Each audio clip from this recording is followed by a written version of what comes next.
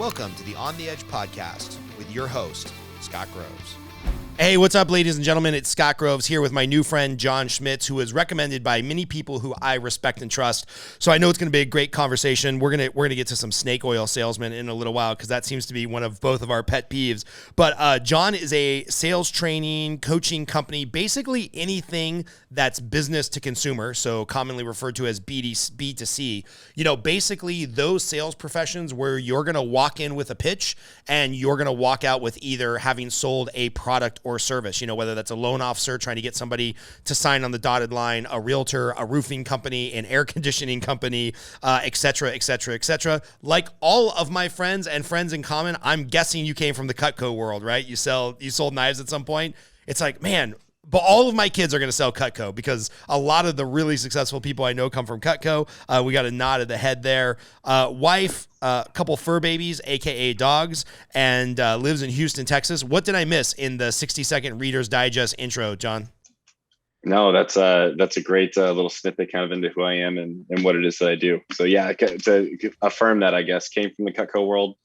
A lot of love for the company, a lot of love for the people that are there. The people were the hardest part about leaving, candidly, but yeah, cut my teeth there, was there for a decade, was their trade show coordinator for Greater Houston for about 3 years prior to leaving. Ran about 200 events in a 25, 30 person sales team. So a lot of experience in the direct sales world and organizational leadership just in general, real passion for that space. So, and you know, I feel like going up the ranks in Cutco from the numerous people who I'm friends with and I've talked to, it's almost like getting your boots on the ground on the job version of an MBA, right? Because if you go to an MBA, a lot of people that go into a Masters of Business Administration, they're trying to learn the theory and the technology and the process and the book way that you manage people and you manage teams and you grow an organization and you run a profitable business. Cutco at the level at which you operate just forces you to do that in real life, right? Yeah, exactly. You're not going to survive very long in that world if you're not executing. The good news and the great thing about that company and organization in particular is that their ability to replicate high-level sales training and leadership training consistently is world-class. I mean, I've yet to see an organization that can do it at the scale that they do consistently. So yeah, my degree is actually in business management. I would 100% echo what you said. Learned a ton at Tarleton State, grateful for my education and my time there. Learned way more, exponentially more by being boots on the ground, actually working with people in that environment and learning in real time. And just out of curiosity, what was the age range from when you started selling knives to had to manage your first person, to had to manage a trade show, to had to manage, 30 people and $1 million book of business? Like what's that age range and timeline look like? Because I know it can be really compressed in that Cutco world since there's so much turnover, just like any other direct sales job. Exactly. I mean, sales is always going to have a higher turnover rate than just about anything else. I mean, it's getting told no 1,000 times, especially when, Cutco's primary age group that they recruit from is 18 to 22 years old. So I was just like everybody else, high school senior. I had a baseball scholarship, and so I was training and playing on the weekends. Was trying to, at the time, didn't have one solidified yet, and so I was really trying to, make sure I could play beyond the high school level. So I tell and I was growing up in a college town, College Station, Texas, and so I'm competing against all these people that are older and have better schedules than I do. For anything, I told everybody I would have literally, been a janitor or taken out the trash, somewhere if that meant that I could have, made a little bit of money.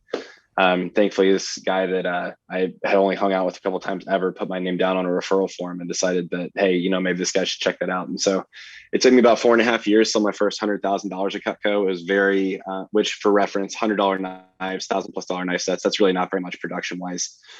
Was never really making any serious money, but it was a summer and, Christmas break type job. I come home, I work for a few weeks. I could make more there than I could anywhere else. And so I do that. I'd hustle and I go back to school for the next semester with, 2, 3, 5 grand in my pocket, say thanks, and, repeat the cycle.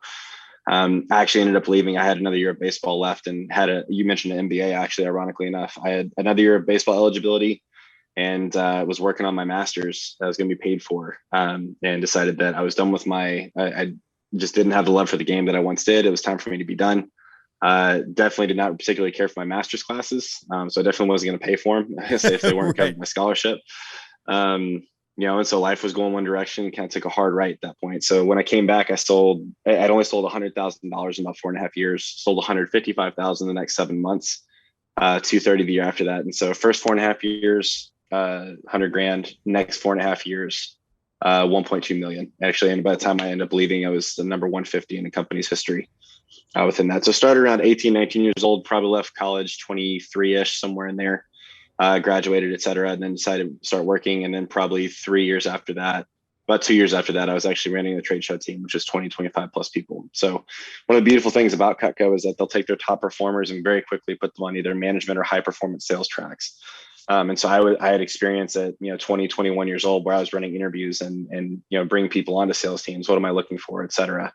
And able to do that as an assistant manager in someone else's office and a sales manager for one summer. So it's for 18 and 22-year-olds that are out there. If there's anyone like that that's listening to this, I cannot recommend the Cutco and Vector model more, for cutting your teeth and just getting your boots on the ground, internship. You'll learn more about real life and real sales organizations, how to work with people and get a skill set that'll last you the rest of your life. I haven't seen anyone that's done it better at that age group.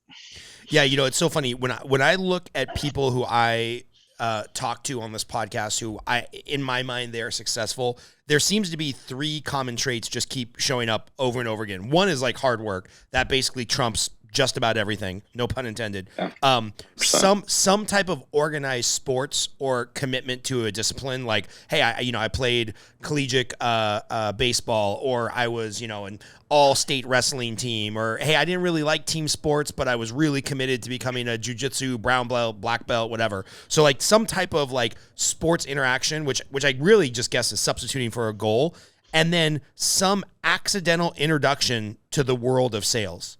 And it's like if you accidentally fell into sales early in life and you had kind of that discipline or organized sports and you were just naturally a hard worker, it's pretty hard to find somebody in that Venn diagram who's just like, working at Taco Bell right now, talking about how things could have been. Exactly. Everyone's probably got a friend that's a high school Harry in some capacity, right? But there's just, I would agree with that profile 100%. For high level athletes, when you start to perform beyond just, participation trophy type level, you start to actually achieve in certain things. In my opinion, you really start to understand not only discipline, but what does sacrifice take, right? Not everybody should have a trophy at the end of the day, right? That means you're a winner and not everybody's a winner. We compete. There's one person that stands above the rest at the end of this thing, right? Within that. And you also understand that the harder you work off the field, the more the results are going to show up on the field. So there's a direct correlation and translation within that. It's amazing to me how well athletes tend to do in sales roles specifically, especially in like leadership roles. If they were a team captain or something growing up, there's things that you pick up along the way that are intangible and also, quite frankly, incredibly valuable to the marketplace as people start moving forward. That's amazing, man. So you have that sales experience. You were doing your MBA. That didn't really work out for you, or there wasn't a lot of passion. Although it's funny that you weren't passionate for the academic side of running business, but you were very passionate about running the business side of it and now coaching the business side of it. So anything we got to peel back any layer there? Like, your professor didn't hug you enough on day one or something? Like, why didn't the academic side of it work out? No. So I've always thrived. I'm very much a people person. I've always thrived off of human to human interaction, which is where sales for me comes naturally in that sense. I love talking to people, getting to know their stories. I genuinely get energy and enjoy that. For the most part. And so I enjoy, when it came to the MBA side of things, the first few courses that I took that first semester were very much on the business analytics side of things. And when we start getting too deep into the numbers, I like the stories the numbers can tell me. I like to understand what's going on, and data is very important. But I wasn't super keen on going so far down the rabbit hole where I was like, I took an accounting class, for example.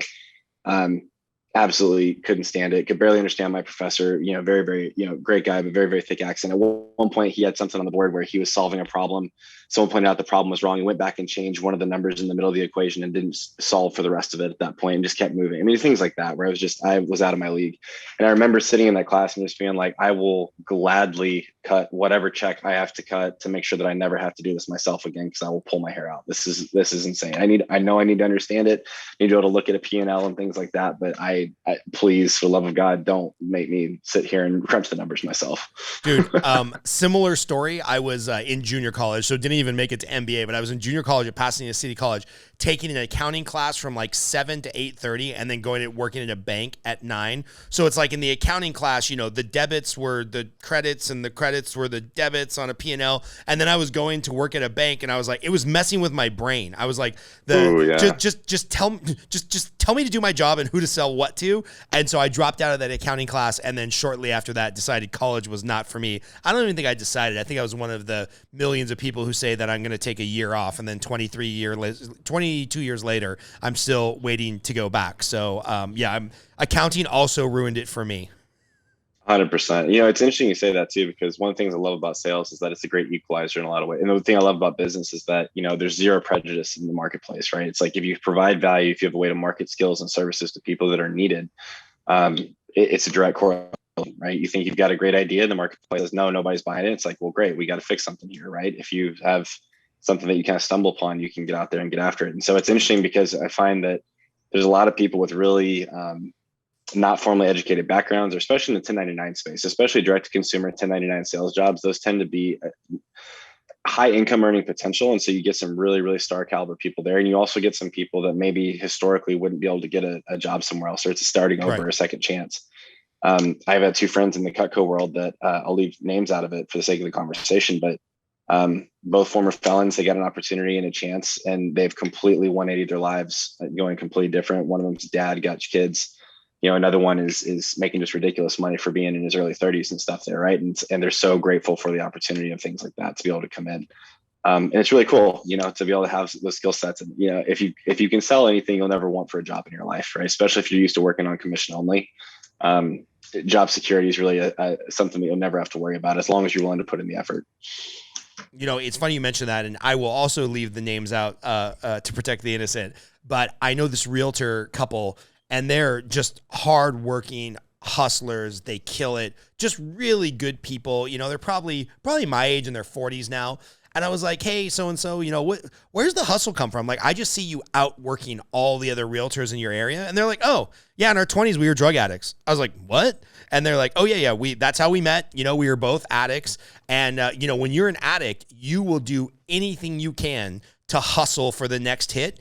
And when we got clean, we both moved into sales, and we're like, dude, are we going to let the drug addict version of ourselves out hustle the successful sober versions of ourselves? Like, if we were willing to hustle for an extra $50 for a hit or whatever, like, I can hustle and door knock and find some real estate to sell. And nobody, if you knew these people at face value today, nobody would suspect what their troubled youth looks like, but they refuse to be out hustled by the 20-year-old drug addicted version of themselves. And now that I know that story, like, it's just, I wish it's something that they talked about more openly, because I think it's a really, like, amazing redemptive story about how sales can, to your point, be the great equalizer. But I will leave that on them for when they retire and don't have to meet with clients to tell that story more openly.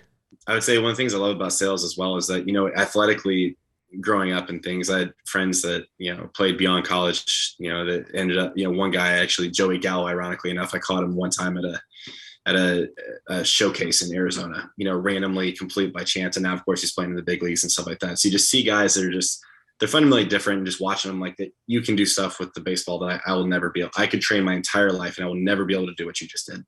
Right. I don't have it. I didn't get that gift. With sales, the thing that I loved about it was that it was like, oh, this is an intellectual playing field, which is relative, and it's all teachable. It's all replicable, right? If you know what you're doing.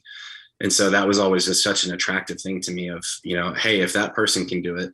I remember being on stage for this one sales competition, and I didn't have in Cutco, they have these 2-week things called pushes, which is just a big sales contest. And so they have this big conference at the end and blah, blah. And I didn't have the push that I was hoping for, and was really disappointed in my own performance.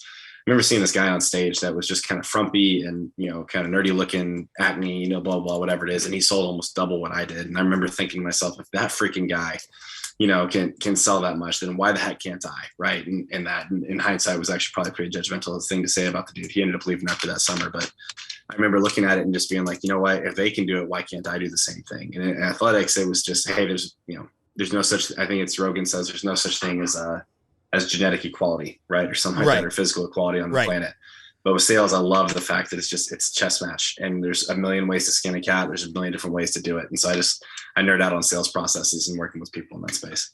So that's something interesting you're saying, because I think a lot of people would push back on that and be like, no, people are born salespeople. They're either more extroverted than introverted. They're more gregarious. They have some life background that allows them to connect with people, right? It's like every one of us knows that guy who can go hit on a girl and get a phone number. And we also know that guy that the furthest thing from reality is them getting a phone number, right? And so it's like, if somebody was to push back there and be like, no, sales isn't just a process. It's not something that you can learn or teach or a skill you can acquire. It's innate. What would you say to those people? Or I know you're $250,000 into your own personal development and coaching, and now you coach other people. So you must believe that it's teachable. But what would you say to the people that push back and are like, no, you're either a natural born salesman or you're not?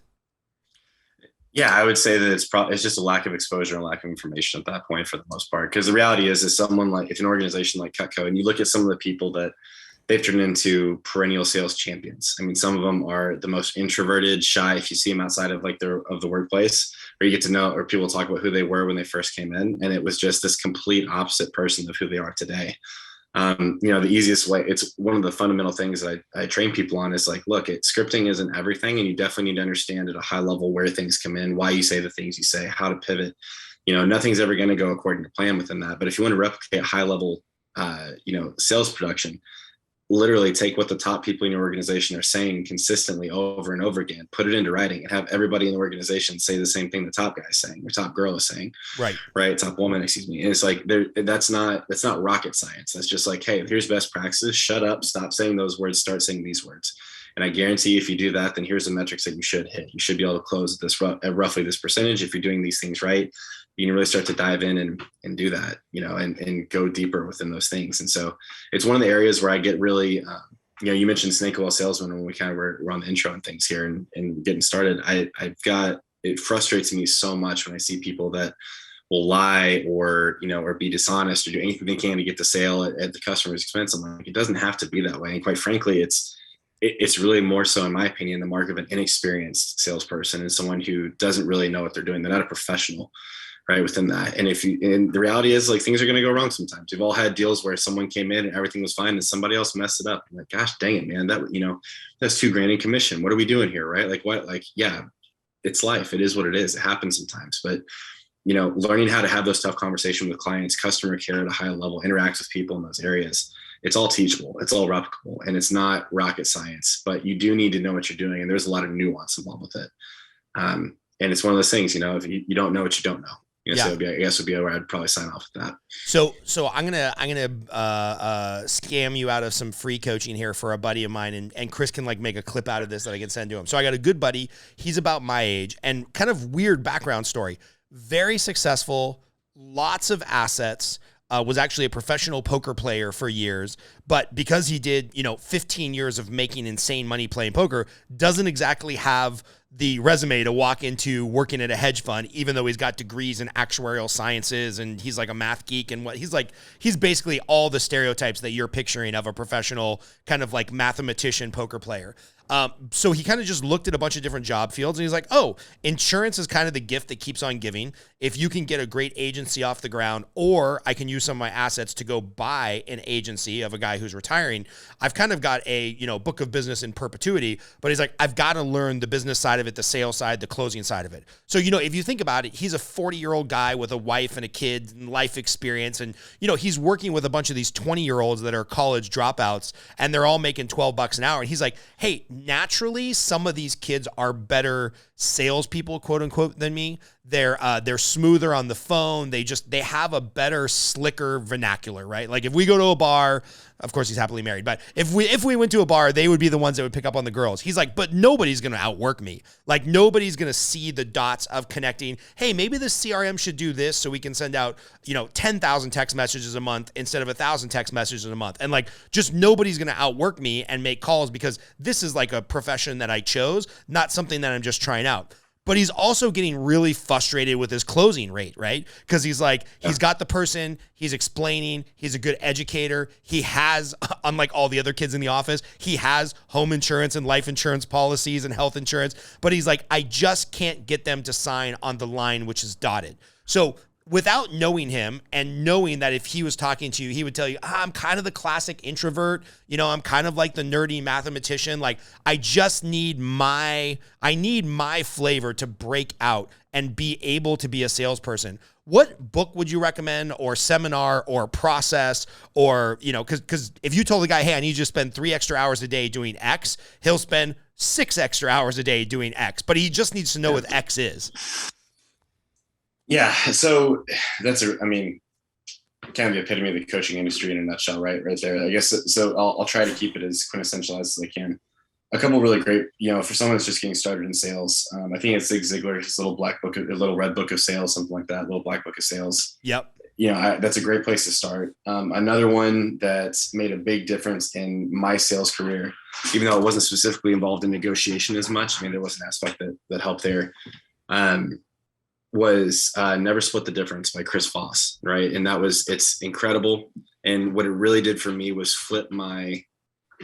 really start to flip my understanding and my perspective on hey, how can I get the client to understand where I'm coming from, what's happening here? And more so also on the other side of the coin, do I understand my client's needs at a high enough level? Can I hear what they're saying, even though they may not be saying it? They're asking a certain question. The words may be one thing, but what are they actually getting at? What data point are they looking for by asking that question based on our interactions, where they are in the process, et cetera.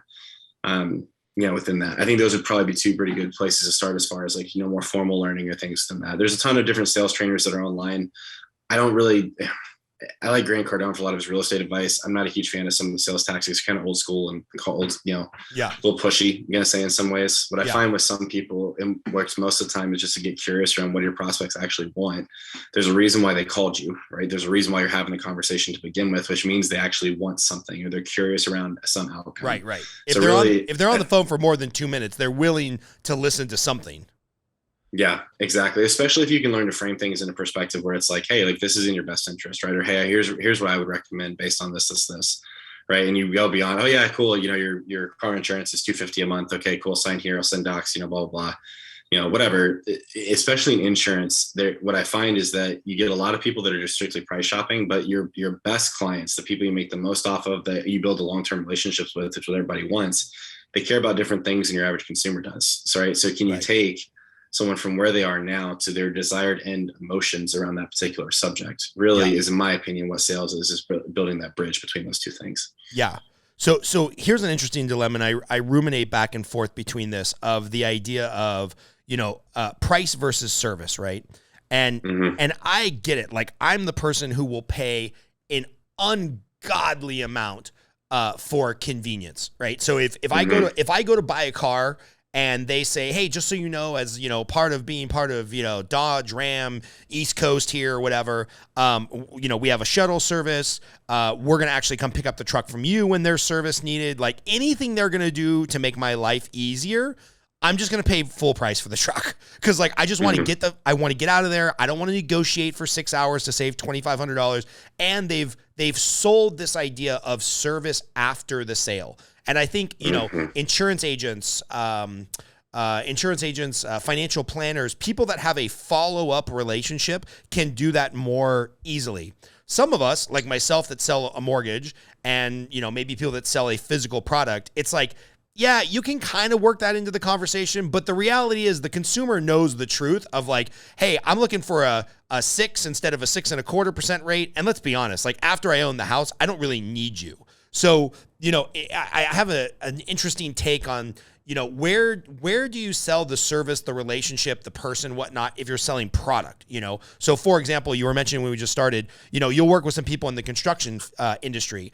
And for those of us that haven't done a lot of construction, we think the construction's done and it's done. Now, anybody who's ever owned a house knows there's follow-up calls and there's service and things change, and then you decide you want to, redesign things. But for people that are selling a product that's kind of finite, it's done, there's not a long tail relationship, how can they also maybe tell that story of like, hey, I don't have to be the low cost leader because I provide great service. And they're like, well, who cares? I want the commodity. Like I need the lowest price. Where are you coaching in that realm, or maybe not really at all?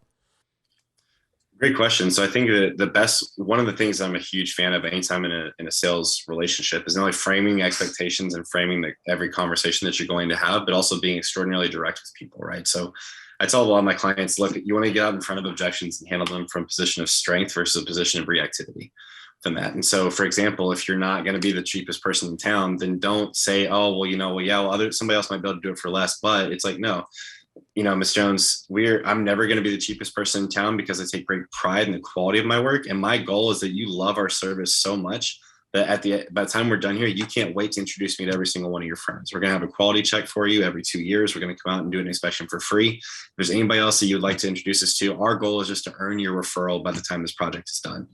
Right within that. And because of that, we're not going to be cheap because, good things aren't cheap and cheap things aren't good. And I care too much about my quality and my service to do that to you. Right. To be the cheapest one in town. I never want to be in a race to the bottom. Right. Within that. Totally agree. And there's a nice guy right down the street who's going to do it for $10 cheaper.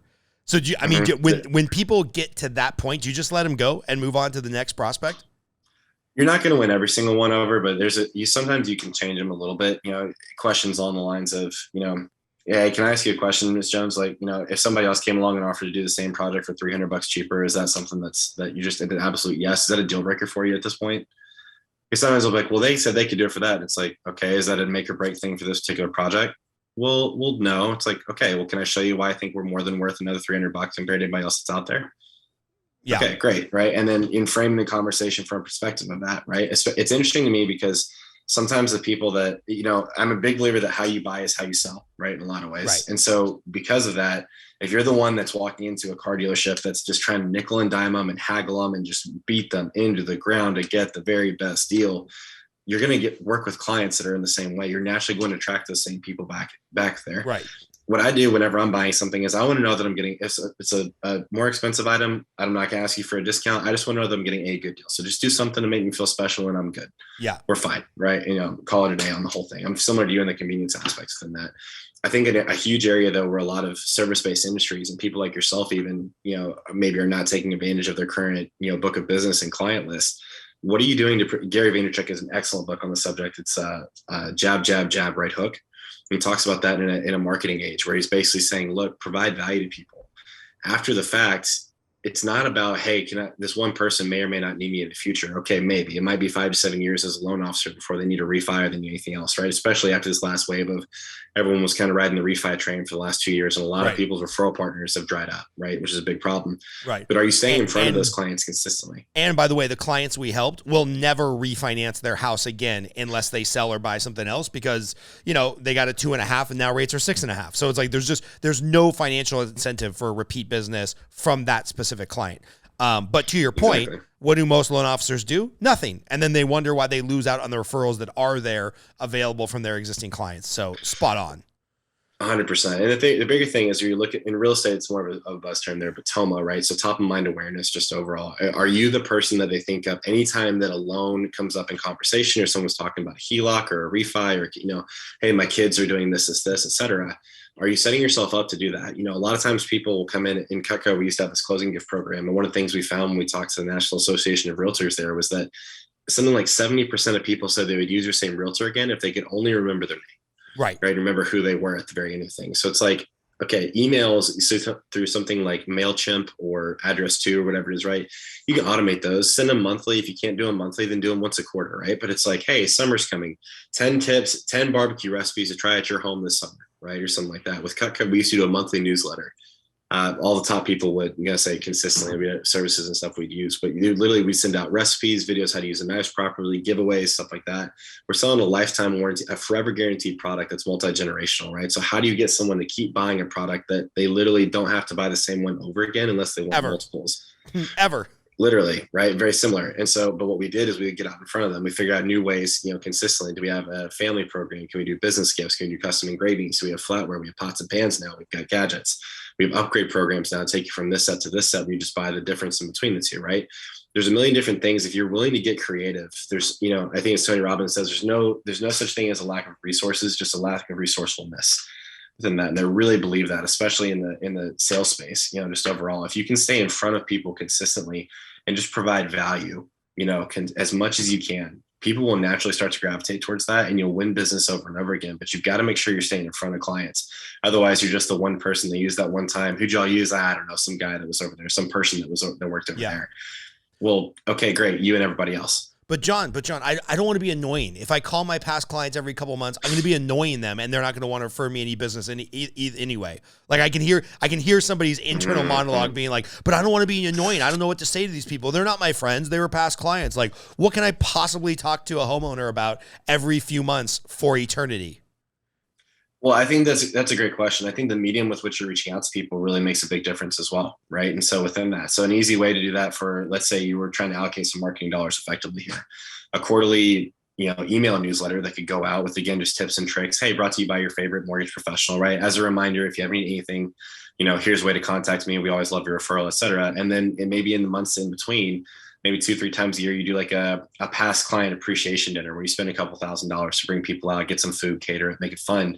Hey, you, and please bring a friend, right? And somebody in that area. Can you get yourself in front of those people organically, consistently? I would be willing to bet that if you made that an annual thing, that you would be shocked at how much business would come from something like that, because you're consistently in front of your clients. You're the one that's doing this over and over again. Hey, bring a friend. Absolutely. Bring anybody as a reminder. We'd really love, if you know anybody that's in these areas, this is a great referral for us. We'd love to introduce ourselves and even just have a conversation to see if we're even a good fit. I've got a buddy. I don't know if she still does this. If she doesn't, I need to remind her to get back to it. She's a realtor, and every time she closes a deal, the day they close it, they set up the housewarming party for like 2 months later. She's like, look, man, if we don't set up your housewarming party, you're going to be living out of boxes. You're going to have no motivation to put the drapes up. I'll come over here in 3 years to sell the house, and you still wouldn't have like hung the door on the back closet. So let's do a housewarming 60 to 90 days from now. And by the way, I'm putting on the calendar because I'm going to be here with the catered food, and I used to be a bartender at Hooters, and I'm going to bartender the event, not in my Hooters outfit, as a joke. But she probably spends, I don't know, $500 on a taco guy and $400 on booze and ice in an evening of her time. And I remember her telling me, I have never gone to one of those parties and not picked up 2 new buyers from that person's circle of friends who are like, wait a minute, what they're saying subconsciously is, I know how much Debbie makes. Like, she was able to buy this place, or she was able to get into a home, or she doesn't have to rent for the rest of her life. I better talk to whoever helped her with this. And then there she stands at the bar. It's like, it's pretty slick. And it doesn't take, to your point, a lot of resources. It just takes, because she's only paying for it if she closes the deal. It just takes some resourcefulness and some thought-provoking ideas. So I love that. So let's talk about your personal journey. Like, how do you go from, hey, I'm making good money selling things, running a team, spending a lot of money on my own coaching, personal development, seminars, books. I really think I can add value in a unique way, because you and I were talking before we went live that, Instagram, the world is just peppered with 19-year-old life coaches and business coaches who failed. They figured out a good Instagram funnel, like, good on them, but I don't need life coaching advice from a 19-year-old. And I sure as heck don't need business advice from somebody who wasn't themselves successful in business. So where did you make the transition and feel like you could carve out a niche of like adding value? Because it's already apparent to me that that's your thing. So how did that journey happen?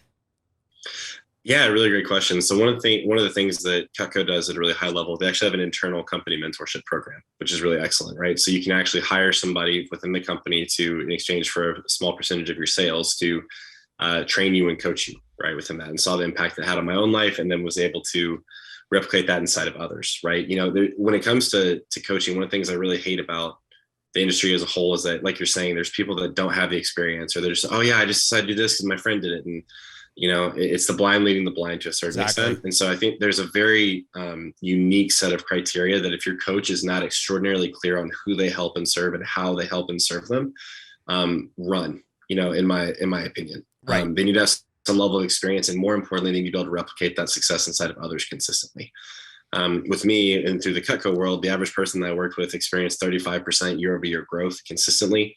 If they had a full year of work under their belt, sometimes people would come back from school, kind of similar situation to me, and we work together, and those numbers would be skewed pretty astronomically, within that. And so just finding that I've got this real knack for working with people. I really enjoy it at a high level. I've got this ability to take complex ideas and disseminate them down into simple, easy to implement truths and facts that are, when we talk about the 80-20, 80-20 rule, just in general, it's not very hard for me to see through all the 80% to find the 20% that's going to actually get them moving in the right direction for most people. And I'm pretty honest with people as well. Not pretty honest. I am honest with people as well on the front end of like, look, if I can't help you, I'll be the first person to tell you. And if someone's not a great fit for me, then I'll refer them out to somebody else. I've got some other friends in the space as well that I really trust, within that. And so I think that's a big, if whoever you're considering hiring as a consultant or as a coach is not willing to do those things, huge red flag, within that. Now, one of the things that I think has helped a lot, and part of the reason why, even, jumping out of specifically just the Cutco space, it's like, well, great, you've got experience with this one company and one industry. Went into roofing for about a year during the middle of the pandemic. They shut down all the trade shows, so I decided to go door to door and sell roofing and storm chase within that, and then went into some commercial roofing stuff there as well. So it was really an eye opener to see different industries, how they react, different sales cycles, different things. Sales is a skill set that translates into anything. It's also something that I think, the traditional pitch of, oh, well, this guy made this much his first year and you're way more talented than he is. So therefore you should make way more than what he's making or they're making. Right.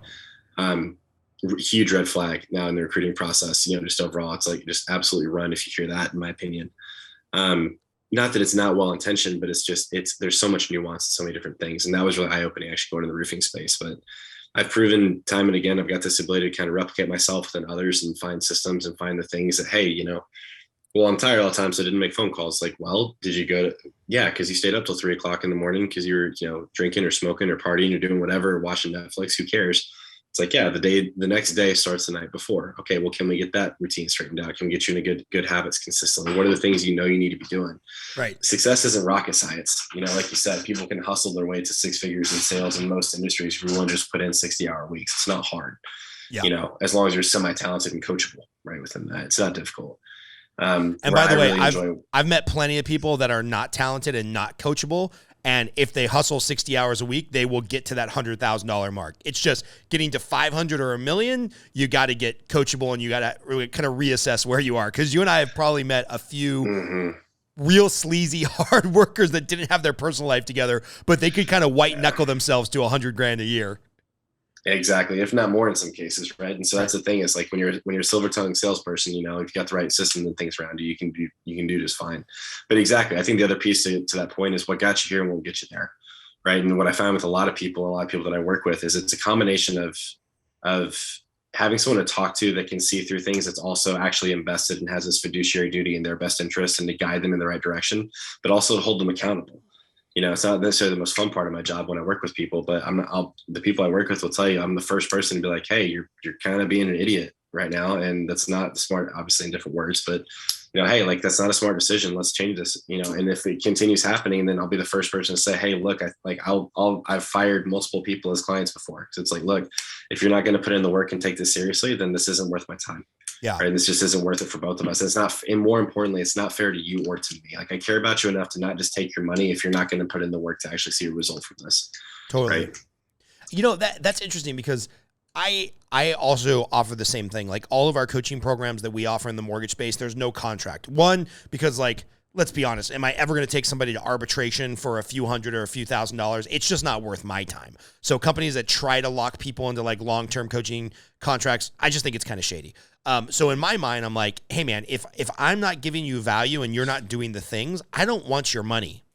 And then sometimes sometimes people will cancel coaching. I'm like, good, man, I could tell like you weren't in or whatever. But sometimes people want to cancel coaching. I'm like, oh, this hurts me to my core because I know I just needed to say something to get you committed to do the thing, to have this like breakout moment where you realize that the coaching is worth it, that you're worth it, that your earning potential is much higher than you think. Like, have you run into that dilemma yet where you're like, I get it, and like, where did I go wrong? Because I know there's so much more potential in you. Yeah, I mean, I think that's one of the great, the greatest pains, at least for people that are doing coaching ethically in general, is one of those areas where it's like, man, it really, coaching for your patient zero, in almost all areas when it comes to coaching or guiding somebody, right? I find that the times that I'm coaching somebody through something, half the time I'm coaching myself through something similar. I've had to best this in some capacity in my own life. Right. What I found with a lot of those people, if it comes down to that, is, one, I do have a loosely structured contract and agreement that I have my clients sign, but there's always a 90-day mutual opt-out within that. But within the first 90 days, I'll hold their feet to the fire on that and be like, listen, if we need to figure out some payment terms or some structure or something here, that's fine. But one, it's not really fair to just bail on me. And two, if you can't commit to 3 months at a time, it's not even really fair to say that you gave it a full shot, right? Within that, and so there's a version of you that's there. But I've had conversations with people where I'm like, look, you can make whatever decision you want. If you want to leave, that's totally fine. If you want to stay, that's totally fine too. I'm unattached to either direction, but you hired me to act in your best interest. And I feel that I have this fiduciary duty to help you. Here's what I'm seeing, right, from this. And if this is the last conversation that we ever have in this coaching capacity, that's totally fine. Yeah. But I wouldn't be doing my job if I didn't at least give you an honest reflection of where things are and tell you what I think the future could look like if we stayed in this. And at that point, the ball's in your court. Yeah. Yeah, I told a guy recently, I was like, hey man, after having this like exit conversation, I'm totally happy canceling everything and you moving on to a different coaching program. But everything you told me is just, you're not ready for coaching, not showing up for the calls, not doing the things, didn't watch the intro videos, didn't print out the thing. So by all means, like if I'm just not your right cup of tea, that's totally cool. I get that. Let's cancel, move on to this other company.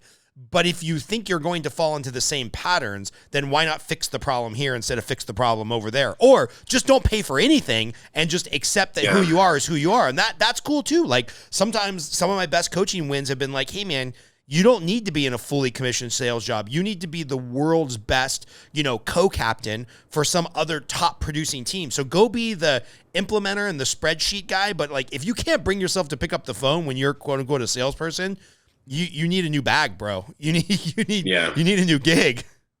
Yeah, 100% on that. And that's the thing too, is like not everybody, and this is where, again, the coaching space, there's so many people out there that are marketers in particular that figure out they can have an okay product, but they've got a shiny, object essentially. They can just market the crap out of it and make a lot of money, right? Doing that, which is a little disgusting in some ways. But the reality that I think when it comes down to with this is, not everyone is ready for coaching. Not everyone's a great fit for your particular products or services. Right. And if you think everyone's a great fit, you're wrong.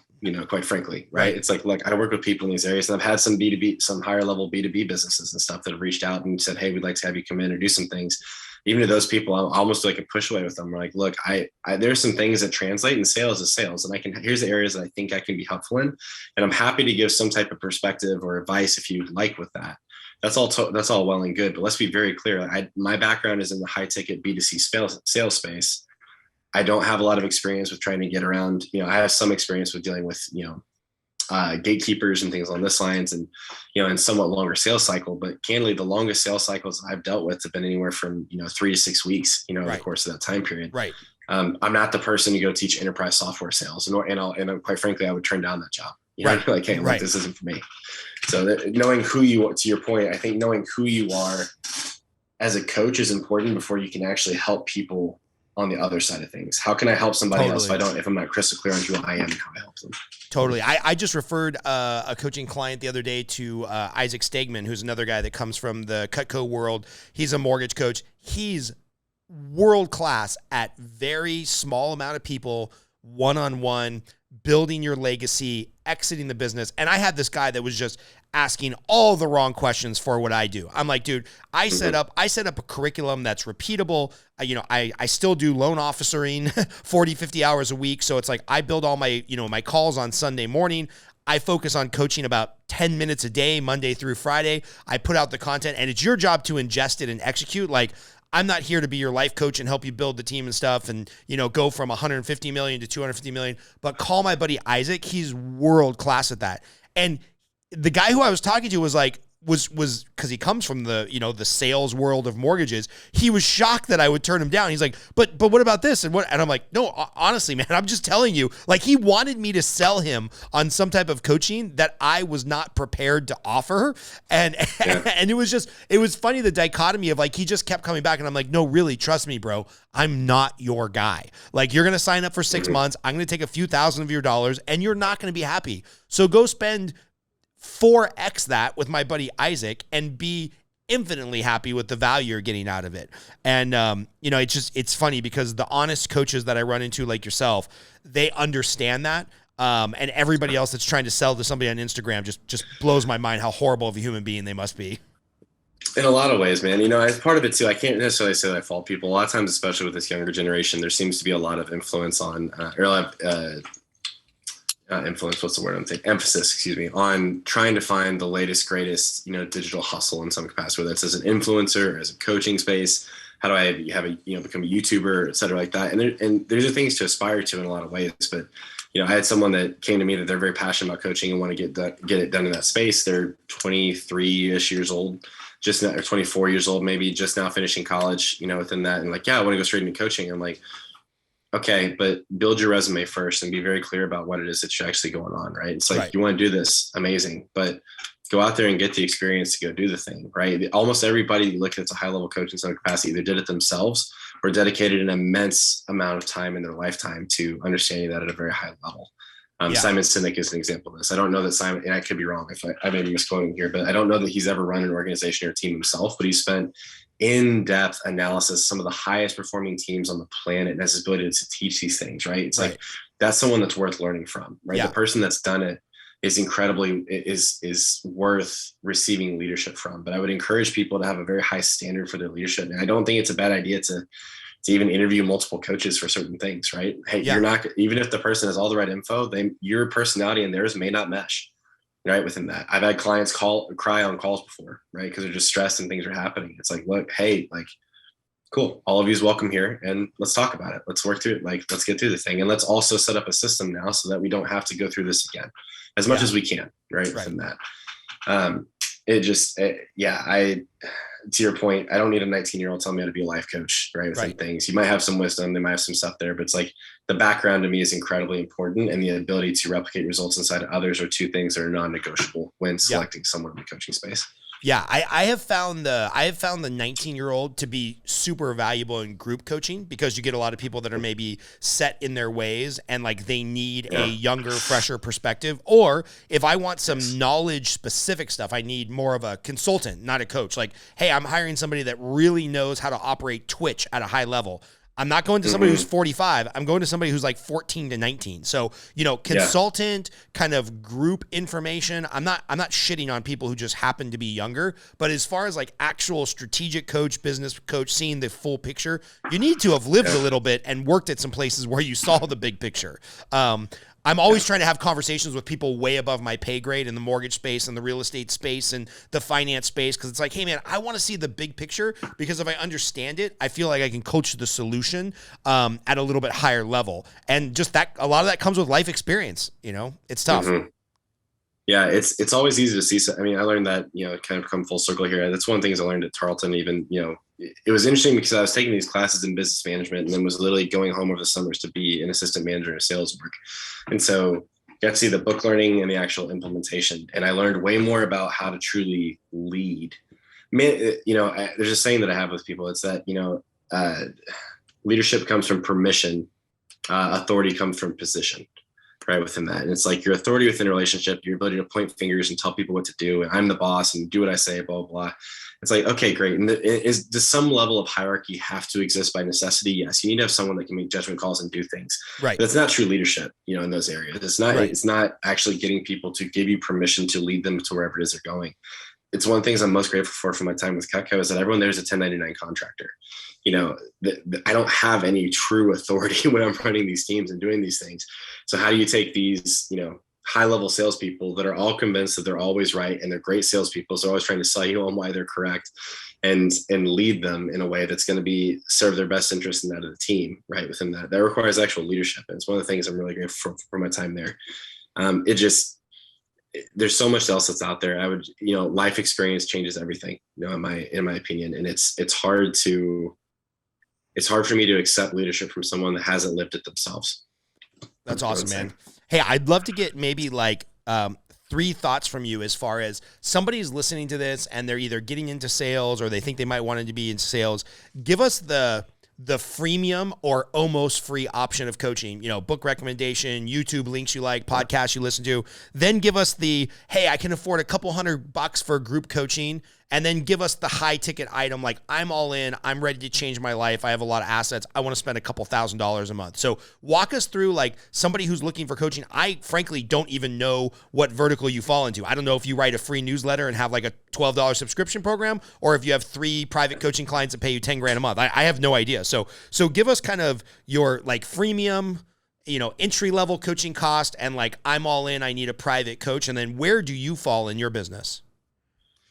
Great question. So I guess to start off with kind of at the bottom and kind of work my way up within things, right? So the easiest way that I would say, if someone is in sales, but maybe they're not quite ready to make the jump and go invest, 5, 10, 20 grand into themselves for the course of a year.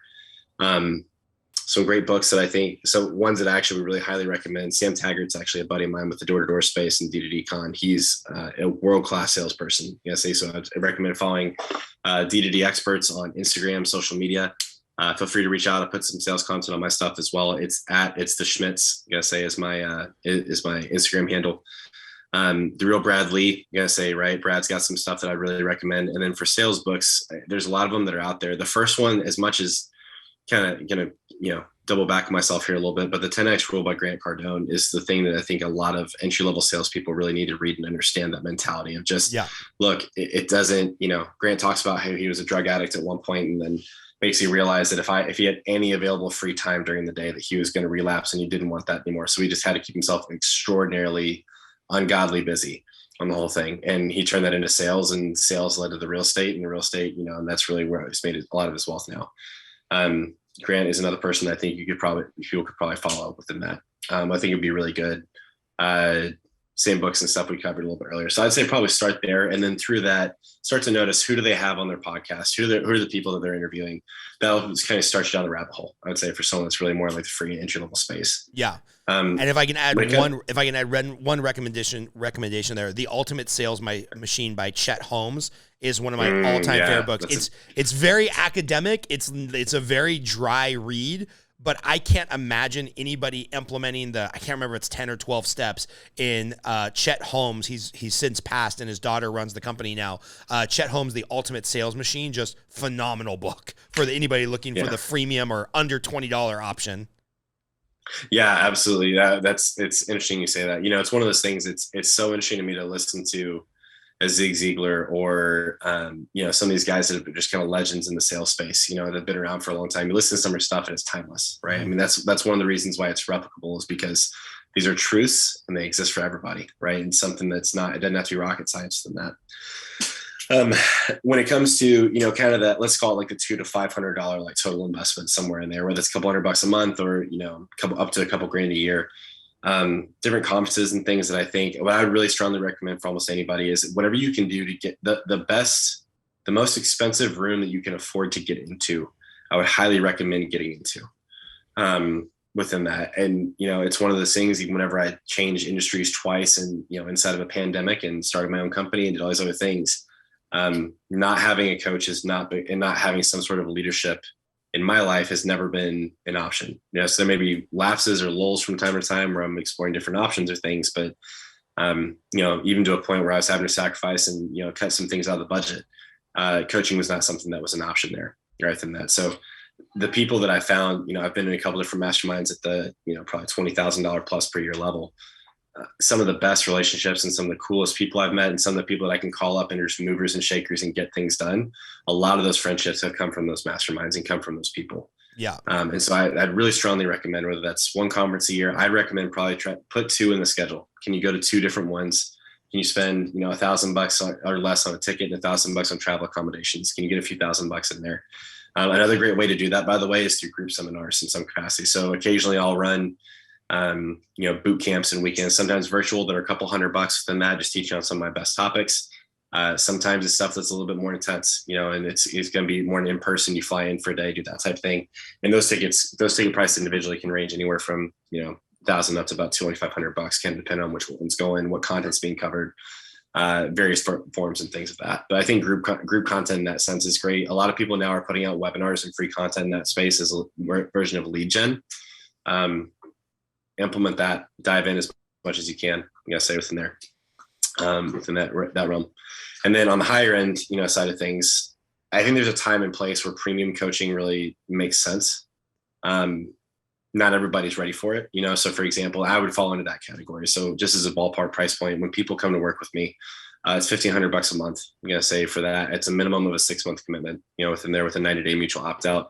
I prefer to work with people for a year just because it gives me time to really dig in with them, get to know them, guide them in the right direction, and do things in that particular space. So there's people that charge a lot more than I do. There's people that have a lot shorter programs. I personally, my philosophy is that because I work with people on a one-on-one basis, I really care about getting them results. And it's really important to me that I can deliver results to that person, that they're getting more than they're getting more value and they're making more than they paid for, that they're getting a higher ROI than what they're paying me.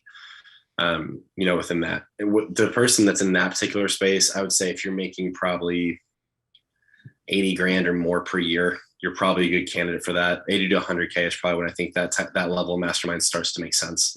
Assuming that you don't have any exorbitant other expenses or other things in there. Right. And then, for our super high level producers and people that are, for people that are performing at a, let's say it's $500,000 plus per year, $300,000 plus per year in annual income or more, or $1 million plus. There are some masterminds and some groups out there that are, $100,000 is the price of entry, right? And really what people come to find, similar, like, was the information really worth that?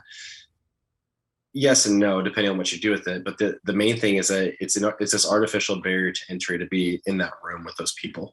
Right. It ensures that every other person that's there is actually serious about whatever that's going on. And the other side of it too, for those maybe they're in the coaching space or pricing their own products, the more someone pays, the more they pay attention. Sometimes you can do a lot more for people just by, if I've got a coaching client, if someone's paying me, I'm paying $100 a month or $200 a month for a certain service. If I miss a call, it's not the end of the world. It's only a couple $100. Okay, whatever it is, I can go out and make that as a salesperson. Right. But if I'm paying a couple grand a month, you bet my butt I'm going to be there on time, early, ready, attentive. The people paying you as a coach is not just for you, it's for them actually, and how invested they are with that space.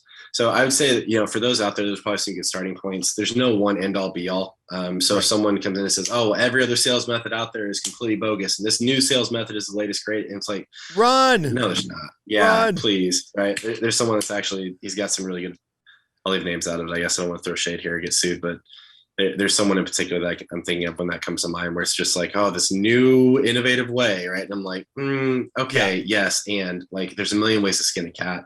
Really, sales at the end of the day is just about connection and helping people get what they actually want. Can you deliver a desired end outcome, and really, at its core, a desired end emotion? Around whatever that thing is, right? And if you can help deliver that, help them feel really good about that, you'll have lifelong clients that love you. That those are relationships that you start to build, and you'll look up in a decade and be like, holy cow, how did I come this far? It's so funny. I have 2 placards on my wall. One is my personal coaching for mortgage, and one is my personal coaching for being a coach. And the first one says every deal leads to a deal, which just means like, if we give great service, if we make the realtor happy, if the client feels like they didn't get taken advantage of and they got a great product service, like, it will just naturally take care of itself and lead to a deal. And then right below that, my coaching for running a coaching industry is seek what's true, not what's new. Because I have shiny object syndrome, and I will be the person who's like all in on the new Scientology book to run your business. Like, I'll go all in on any crazy thing I hear, because one of my core values is variety.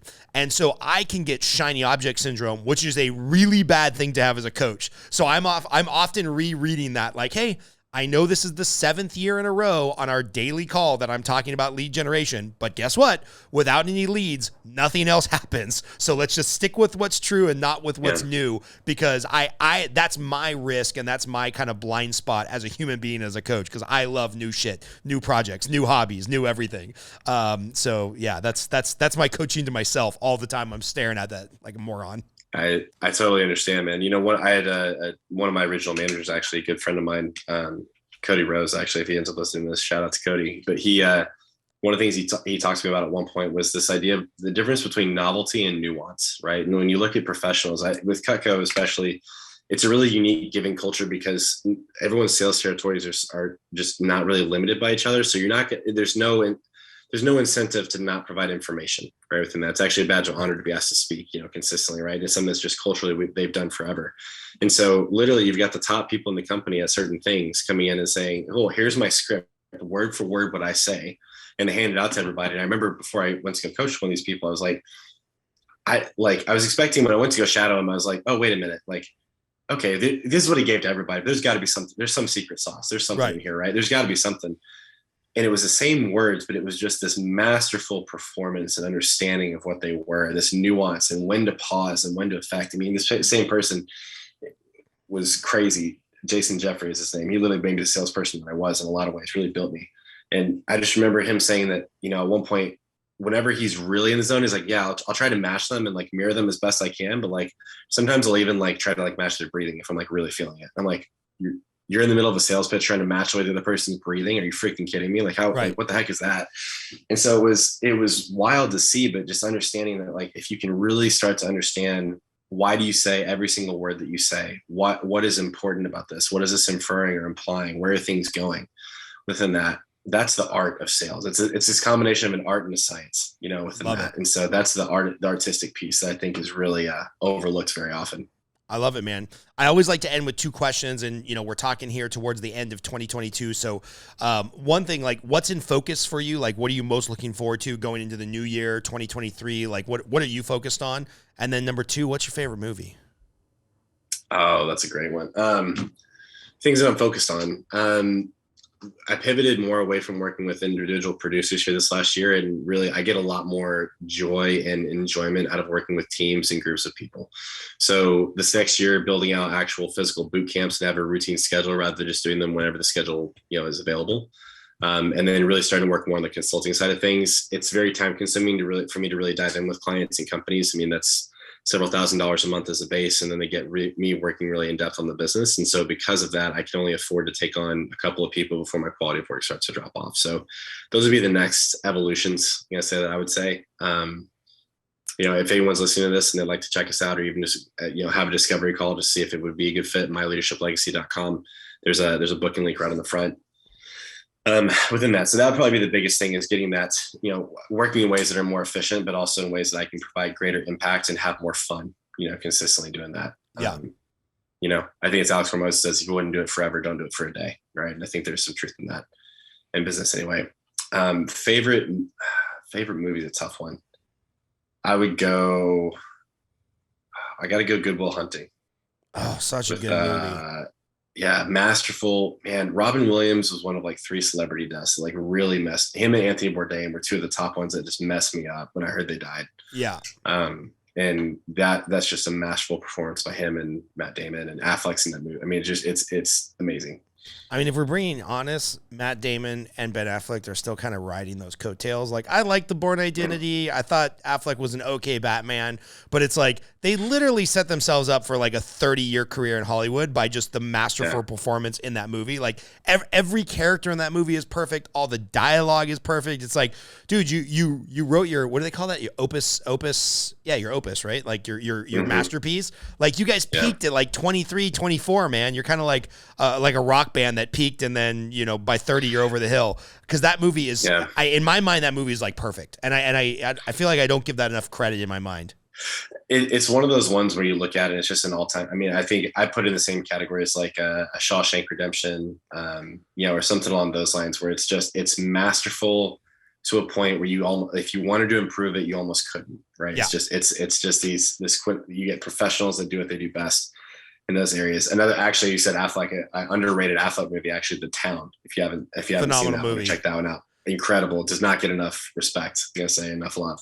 Yeah, we could go down this path forever, because as soon as you mentioned Robin Williams, I'm like, oh, well, if it's been a while since you revisited Dead Poets Society and you want to cry like a little girl, go ahead and watch that movie tonight. You're just like, oh, Captain, my Captain. It's like Captain, I rewatched that about a year ago, and I was like, because I remember that hitting me really hard as a young man, probably a late teenager, early 20s, seeing that for the first time, and then seeing it again in my 40s. I was like, dude, even more brutal. If you're looking to cry with your girlfriend some night this week, go back and revisit Dead Poet Society.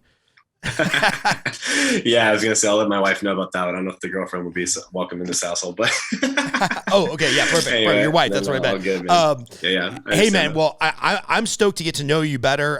Next time I'm out, I actually come out to Texas. My dad's in Houston. My coach is in Plano, Texas. All my cool friends moved to Austin. So when I come out to Texas, we got to find an excuse to get together. I'm really excited about hearing about the journey of my leadership legacy, seeing where you go with the boot camps and the coaching. So let's make sure we stay in touch.